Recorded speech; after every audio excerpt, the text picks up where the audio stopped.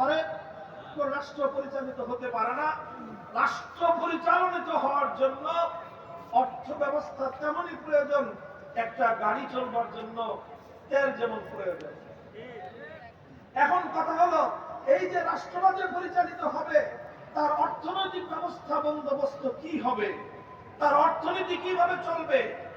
এই একই প্রশ্ন আমি করলাম। আবার সেই প্রথম জায়গায় ফিরে আসি, যারা ইসলাম অনুযায়ী রাষ্ট্র পরিচালনা করতে চায় তাদের কাছেও বললাম, তোমাদের অর্থ ব্যবস্থার রূপরেখা কি? তোমরা একটা মডেল, তোমরা একটা ফর্মুলা দাও।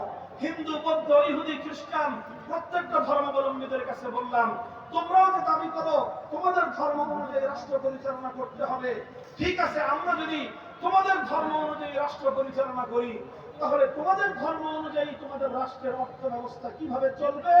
তোমরা তোমাদের ধর্মীয় গ্রন্থ এবং তোমাদের ধর্মীয় রেফারেন্স সহ একটা ফর্মুলা আমাদের কাছে লিখিতভাবে সাবমিট করো। এই প্রশ্ন যদি করা হয়, এই চ্যালেঞ্জ যদি ছুড়ে দেওয়া হয়, আল্লাহর কসম খেয়ে বলি, ইসলাম ছাড়া পৃথিবীর অন্য কোন ধর্মাবলম্বী তাদেরকে যদি আনলিমিটেড টাইম দেওয়া হয়, কিয়ামত পর্যন্ত যদি সময় দেওয়া হয়, এই প্রশ্নের সন্তোষজনক কোন জবাব পৃথিবীবাসীর সামনে উপস্থাপন করতে পারবে না। আর যদি ইসলামের কাছে বলা হয় যে তোমরা কি ফর্মুলা দিবা, ইসলামের পক্ষ থেকে দায়িত্ব গ্রহণ করে আমি বলতে পারি, আমরা পৃথিবীর মানুষের অর্থনৈতিক নিরাপত্তা ব্যবস্থা প্রতিষ্ঠার জন্য যে অর্থ ব্যবস্থার ফর্মুলা আমরা দেব, সেটা আগামী দিনে ফর্মুলা আকারে দেওয়ার প্রয়োজন নাই। বর্তমান এই আধুনিক জাহিলিয়াতের যুগে, নব্য জাহিলিয়াতের বিশ্বব্যাপী ইসলামী অর্থ ব্যবস্থার অসংখ্য দৃষ্টান্ত সারা দুনিয়াতে বিরাজমান হয়ে গেছে। আমরা বলতে পারবো, ইসলাম ধর্মের আলোকে, ইসলামের রীতিনীতির আলোকে, ইসলামের মূলনীতির আলোকে একটা রাষ্ট্রের বাজেট কিভাবে প্রণীত হয় সেটা আমরা বলতে পারবো।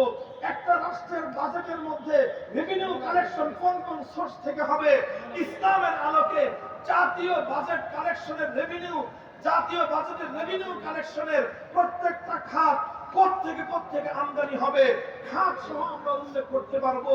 কোন কোন খাতে রাষ্ট্রীয় অর্থ ব্যয় করা যাবে, এক্সপেন্ডিচার খাত সহ, রেভিনিউ কালেকশন এক্সপেন্ডিচার খাত সহ সহ ডিটেইলস একটা এমন বাজেট ইসলামী আলোকে, আল কোরআনের আলোকে, আল্লাহর পয়গম্বরের হাদিসের আলোকে আমরা এমন চমৎকার অর্থনৈতিক বাজেট পৃথিবীর একটা দেশ নয়, সারা পৃথিবীর 700 কোটি মানুষের জন্য বার্ষিক বাজেট এমন ভাবে আমরা প্রদান করতে সক্ষম ইসলামের আলোকে, যে আলহামদুলিল্লাহ পুঁজিবাদী এবং সমাজবাদী অর্থ ব্যবস্থার তুলনায় ইসলামী অর্থ ব্যবস্থার জাতীয় বাজেট 1000 গুণে শ্রেষ্ঠ হবে ইনশাআল্লাহ।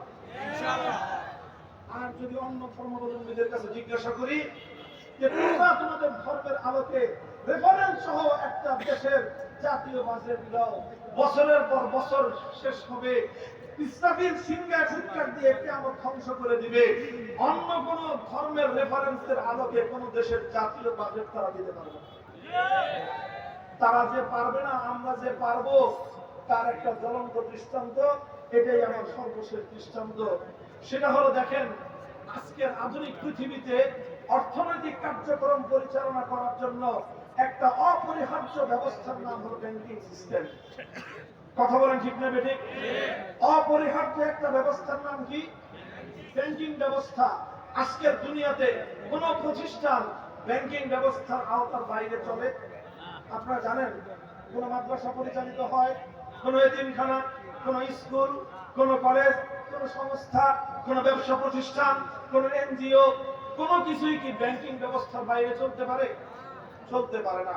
তাহলে একবিংশ শতাব্দীর বিশ্ব ব্যবস্থায় অর্থনৈতিক কার্যক্রম পরিচালনার অন্যতম একটা রুট হলো, অন্যতম একটা ব্যবস্থাপনা হলো ব্যাংকিং ব্যবস্থা। আচ্ছা, এই ব্যাংকিং ব্যবস্থাকে সামনে রেখে আমি 5টা ধর্মাবলম্বীদের কাছে চ্যালেঞ্জ করলাম যে ইসলাম ধর্মাবলম্বীরা, তোমরা বলো দেখি, আধুনিক যুগে ব্যাংকিং কার্যক্রম ইন্টারন্যাশনাল সমস্ত আন্তর্জাতিক লেনদেনের জন্য তোমাদের কাছে কি রূপরেখা আছে? হিন্দু, বৌদ্ধ, ইহুদি, খ্রিস্টান ধর্মাবলম্বীদের কাছেও একই প্রশ্ন করলাম, তোমাদের ধর্ম অনুযায়ী তোমরা একটা ব্যাংকিং ব্যবস্থার রূপরেখা দাও। আলহামদুলিল্লাহ, এক্ষেত্রে আমি আগাম বলে দিয়ে যাই, এত বড় রাষ্ট্র আছে, হিন্দুত্ববাদী রাষ্ট্র, হিন্দু, ইন্ডিয়া, ভারত, এত বড় রাষ্ট্র আছে, গোটা রাষ্ট্র হারিকেন দিয়ে তল্লাশি করলেও একটা হিন্দু ব্যাংক খুঁজে পাওয়া যাবে না। এত বড় রাষ্ট্র আছে চায়না, পৃথিবীর অন্যতম অর্থনৈতিক শক্তিমান রাষ্ট্র, এত বড় 100 কোটি বৌদ্ধের রাষ্ট্র চায়না, আর আমাদের পার্শ্ববর্তী মায়ানমার আমাদের মুসলমানদেরকে খুন করে সেখানে বৌদ্ধ রাষ্ট্র প্রতিষ্ঠার স্বপ্ন দেখো। এত কিছু তোমরা করতে পারো, তোমরা তোমাদের রাষ্ট্রেই একটা ব্যাংক কায়েম করে দেখাও, যেই ব্যাংকটা তোমাদের বৌদ্ধ ধর্মের পরিপাটকের কোন নীতির আলোকে অথবা তোমাদের গৌতম বুদ্ধের কাছ থেকে প্রদত্ত প্রাপ্ত কোন নীতির আলোকে তোমরা সেই ব্যাংকটা বৌদ্ধ ব্যাংক হিসেবে পরিচালিত করবা। পারবে না। সারা দুনিয়ার খ্রিস্ট জগৎ, 200 কোটি খ্রিস্টান, পৃথিবীর সমস্ত উন্নত রাষ্ট্রগুলো, গোটা পৃথিবীর অর্থনীতি তাদের হাতে জিম্মি। তোমরা দেখি দেখাও খ্রিস্ট ধর্ম অনুযায়ী পরিচালিত একটা ব্যাংক।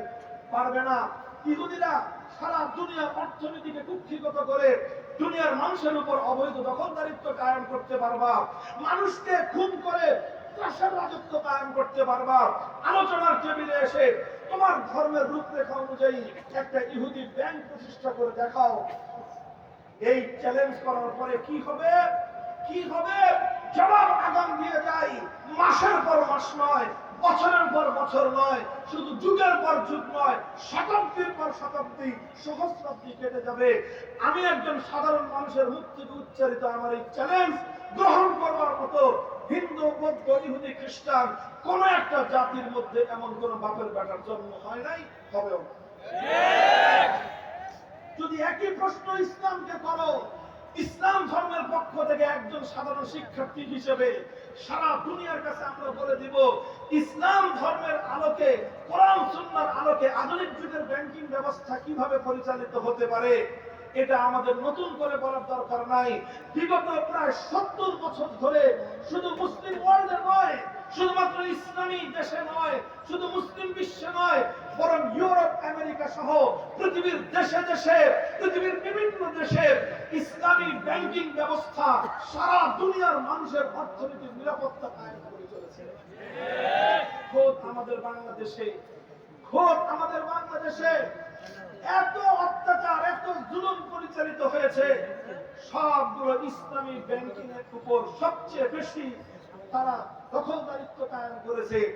এরপরেও আজকে কথা বলতে কোনো দ্বিধা নাই, আজ বাংলাদেশের অর্থনীতির মেরুদণ্ড সোজা হয়ে আছে বাংলাদেশে ইসলামী ব্যাংকগুলোর মাধ্যমে। আলহামদুলিল্লাহ, শুধু বাংলাদেশ নয়, ইন্ডিয়া বলো, চায়না বলো, ইউরোপ, আমেরিকা, সারা পৃথিবীর দেশে দেশে ইসলামী ব্যাংকিং এর রূপরেখা অনুযায়ী কোরআন সুন্নাহর মূলনীতির আলোকে ব্যাংকিং ব্যবস্থা পরিচালিত হয়। এই সমস্ত ব্যাংকগুলোতে শুধু মুসলমানরাই অ্যাকাউন্ট খুলে? বলেন, আরে ভাই, শুধু মুসলমানদের অ্যাকাউন্ট চলে? সব ধর্মাবলম্বীদের চলে? হিন্দু বলো, বৌদ্ধ বলো, ইহুদি বলো, খ্রিস্টান বলো, সারা পৃথিবীর সমস্ত ধর্মাবলম্বীদের কাছ থেকে তোমাদের কাছ থেকে আমরা পুঁজি সংগ্রহ করি, আবার তোমাদেরকে এই ব্যাংকের মাধ্যমে আমরা পুঁজি সরবরাহ করি। আমাদের এই ব্যাংকিং ব্যবস্থার সার্ভিস শুধুমাত্র মুসলমানদের জন্য নয়, আমাদের এই ব্যাংকিং ব্যবস্থাগুলোর সার্ভিস আমরা মুসলমানদেরকে যেরকম দেই, হিন্দুদেরকেও একইভাবে দেই, বৌদ্ধদেরকেও একইভাবে দেই, খ্রিস্টানদেরকেও একইভাবে দেই, ইহুদিদেরকেও একইভাবে দেই। এবং সারা দুনিয়াতে আজকের পুঁজিবাদী অর্থ ব্যবস্থা ধসে পড়ার পর আগামী বিশ্ব ব্যবস্থার একটি বিকল্প ব্যাংকিং ব্যবস্থার নাম হলো ইসলামী ব্যাংকিং ব্যবস্থা। মুহতারাম হাজিরিন, কথা আমার শেষ। আলহামদুলিল্লাহ, এইরকম 4টা দৃষ্টান্ত দিলাম। অর্থনীতির ক্ষেত্রে দিলাম 2টা, রাজনীতির ক্ষেত্রে দিলাম 2টা, এরকম আরো অসংখ্য বিচার ব্যবস্থা সহ প্রতিটি সেক্টরে আমরা চোখে আঙ্গুল দিয়ে দেখায় দিতে পারবো অন্য কোন ধর্ম অনুযায়ী আজকের আধুনিক যুগের অর্থ ব্যবস্থা চলতে পারে না, অন্য কোন ধর্ম অনুযায়ী